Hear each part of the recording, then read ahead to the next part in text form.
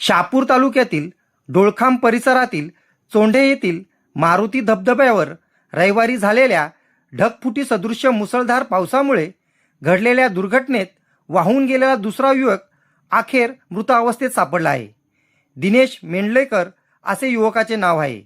या दुर्घटनेत एक पर्यटकाचा मृत्यू झाला होता तर दुसरा युवक बेपत्ता होता.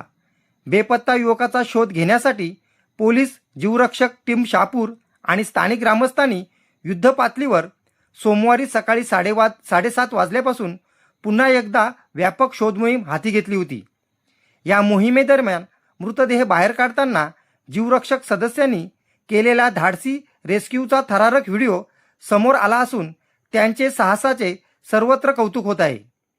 दुर्गम डोंगर भाग, दाट झाडी, काटेरी झुडपे आणि वेगवान पाण्याचा प्रवाह अशा अत्यंत प्रतिकूल परिस्थितीतही जीवरक्षक टीमने हार न मानता तब्बल 4 ते 5 किलोमीटर परिसराची पायपीट करत कसून तपास केला. अनेक ठिकाणी पाण्यात उतरून नदीच्या प्रत्येक भागाचा बारकाईने शोध घेण्यात आला.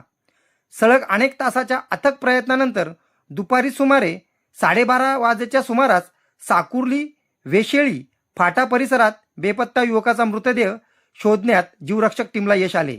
या संपूर्ण शोध मोहिमेत जीवरक्षक टीमच्या सदस्यांनी दाखवलेले धैर्य, चिकाटी आणि मानवतेप्रती असलेली निस्वार्थ बांधिलकी प्रेरणादायी ठरली.